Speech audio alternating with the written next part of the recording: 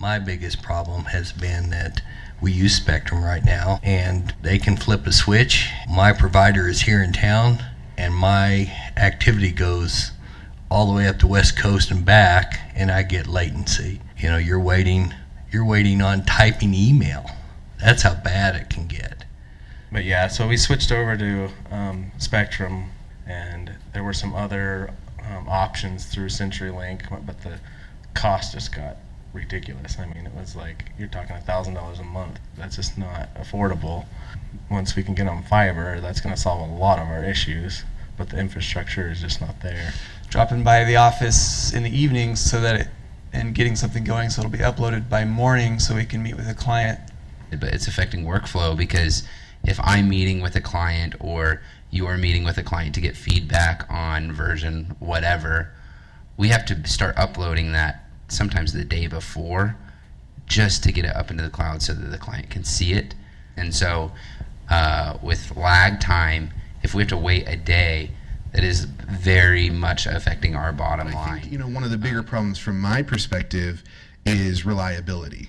I have to pay for business here to get the reliability of residential in other cities. I'm Vera Kusal from the Horizon Drive Business Improvement District. We have 225 businesses out there on Horizon Drive and within a pretty small geographical area. So I know that as part of our corridor improvement project, we're laying large conduit. I'm just trying to find out, once we have that up and down Horizon Drive, what's the next step? We plan on growing. So we're hoping the city will get that infrastructure built so we can grow as well. And you know, it just makes common sense. If you build the technology, good high-tech businesses should come. This is a great place to live. So why wouldn't you invest in the future, you know? Hangars, even though there's broadband to the airport, the hangars don't have that same access, and so we've been struggling with some of that as well. As far as bandwidth goes, we're in the same boat. Our images are what require the bandwidth that we just don't have a lot of the time. Reliability can always be improved. Our biggest challenge is infrastructure. You know, misplaced swoop with the backhoe bucket isolates us. You know, then if we start looking at the, you know, supporting the different medical centers in an emergency environment, there's, you know, no ring or anything that we can rely upon. We don't have any connections at the new hospital that's being built in an area where they don't really have good cellular service and they don't have fiber connections. We don't have fiber out in the area, so. Technology is really great if you live in New York City or you live in LA, because there's a connectivity everywhere. You get out here in rural Colorado, connectivity's not there. Why do we need fiber to the fire station? Training in the fire and EMS service, because of having the fire stations dispersed throughout the community, not just in Grand Junction, but throughout the county. We have a lot of training requirements, continuing ed. A lot of times the fire units will have to come to a central location to go to training. If we had good fiber connections all over, we could do a lot more video. The crews could stay in their response district, you know, ergo, not that way it wouldn't affect their response times. When they're coming downtown to go to a class and then they get a call way out on the Redlands, that significantly affects their response times. As far as businesses, it's got to happen. We've got to have it, gigabit fiber at the premise. You know, let's face it, we can build a lot of cellular stuff out, but if we have an emergency in the valley, cellular by the business model is always oversubscribed. So that's another thing to think about too, is if we're going to put that out there, we're going to put cellular to the towers, then how do we ensure that we've got communications during time of crisis? And just one other one that was kind of touched on a little bit, and that is having that fiber infrastructure to the facilities would allow a little bit more redundancy as well, because right now oftentimes it's just one vendor that can get to you. So at Colorado Mesa University, we have a gigabit internet connection through a single provider, and one of the things that we're looking to expand is having more than one service provider. People often ask me how much is enough, and that's a good question. I'm not sure that you could provide enough. Do you feel like you have a bottleneck even with a gig capacity? Your students? Sure, we could always use more. Certainly, we would like for the community to come together and perhaps fund something that, especially for those students that are economically disadvantaged, to be able to have service at home. Maybe the service providers can offer at a reduced cost, the internet connections to families. Or if we did have a community partnership that included the city, where we had some shared broadband resources, then to me that's kind of like the future of getting together and doing things. And I can reaffirm the fact that we are using more and more bandwidth all the time. Obviously, if there was a broad, ability to have a lower cost, larger chunk of bandwidth, that would be sure of interest to us. And that one of the other things just I wanted to mention in that line is one of the things we're conscious of with our redundancy is that we use different vendors that use different paths out of the valley. And so that would be something that would be of interest too, just to make sure that we can survive disasters.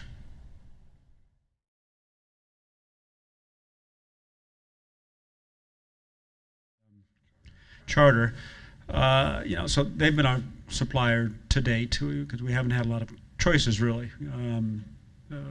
that are available to Grand Junction businesses.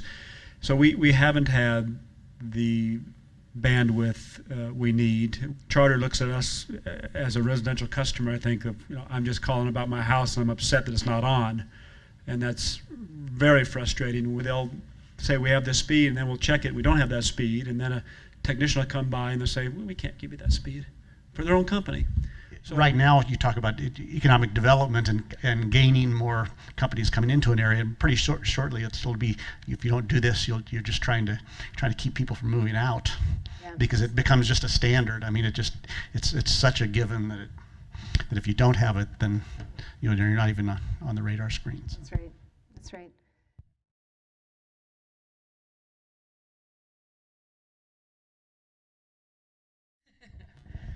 Troy Flick, Mason County IT. It gets to the point where, if we have problems, it's almost not even addressed because they know that there's nothing else in town, and they're like, this is what you get, and if you don't like it, too bad, go try to find something else, but good luck. There's sort of a clashing of principles going on here, or direction, because everybody's downsizing, right? We're not getting any new FTs. I don't know about any of you guys, but we're not. And we're supposed to be doing more with technology, and when we don't have that capability, it's really hard to do that. Anytime you can, for us, increase capacity or the pipeline that information runs through, it's going to help us.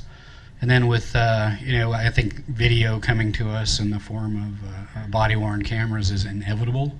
Just hasn't happened yet, and I think that'd be a super duper strain on our capabilities right now for storage and access and things like that. So.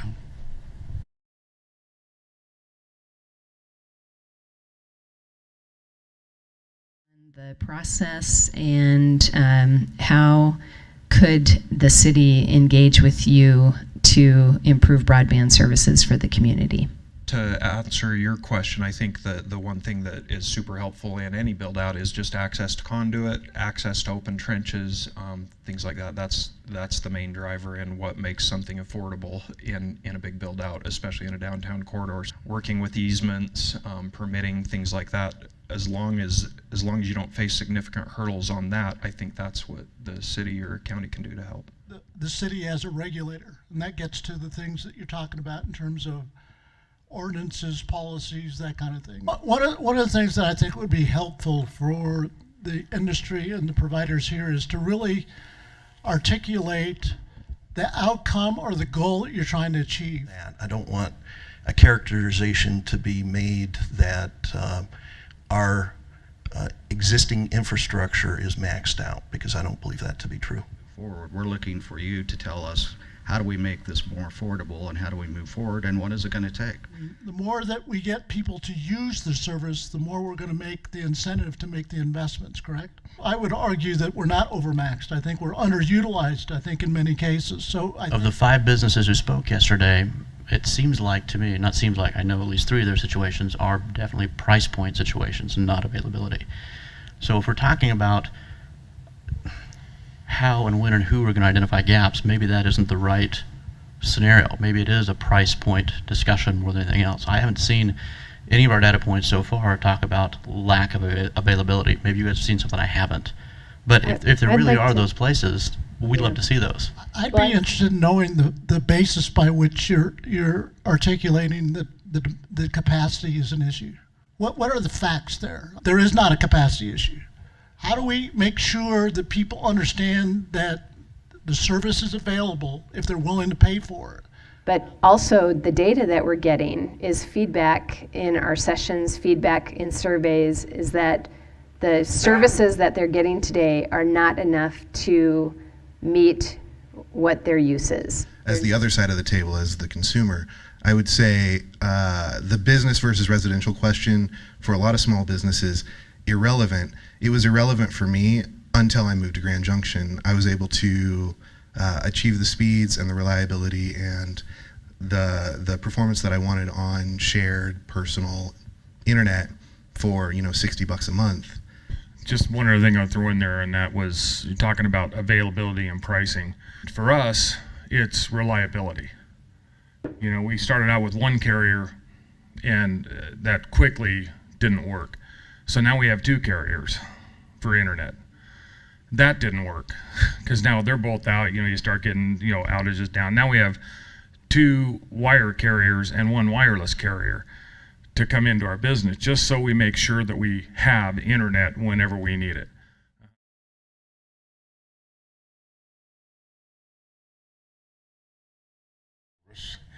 So I'm hoping that, I was actually hoping that with your RFP that you would exclude the existing providers and get some competition in here. Because if we continue with the way we are with the existing providers, I don't think things are going to get as any better soon or as good as we want them and need them.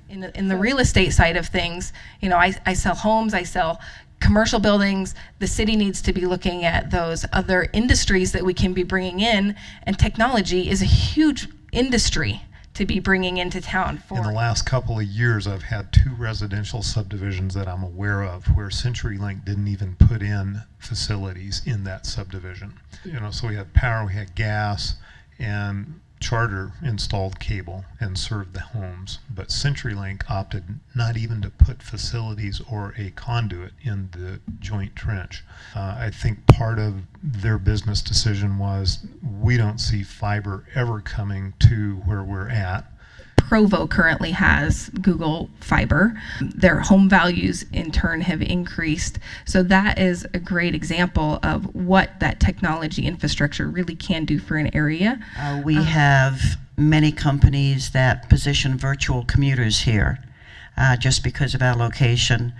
Very often we lose those virtual commuters because they're not able to communicate with their company fast enough. So real estate-wise, which is a big part of the economy, it's a definite concern. It's a concern when, for instance, my office was totally offline, both internet and phone, for 3 days because of the lack of proper cable down Patterson Road. And I have a client that I'm working with right now who is a telecommuter for Microsoft. And when we're looking at properties, they're very specifically looking at properties based on speeds. That's huge.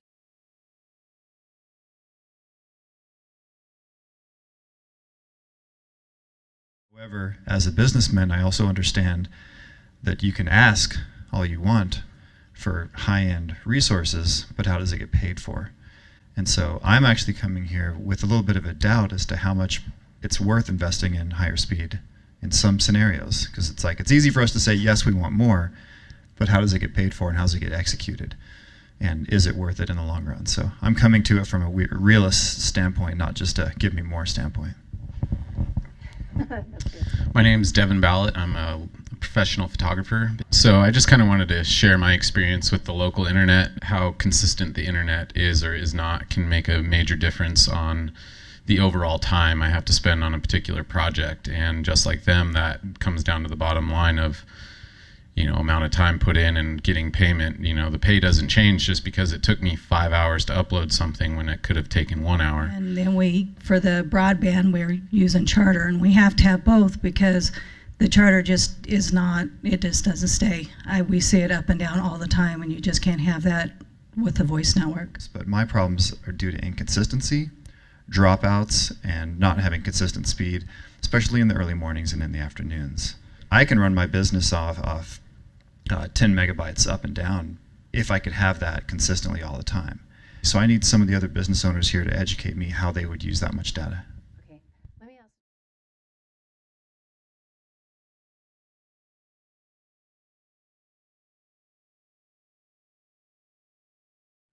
No, I mean, you guys have answered a bunch of my questions, and I feel sold. So now my new question is, what's the holdup?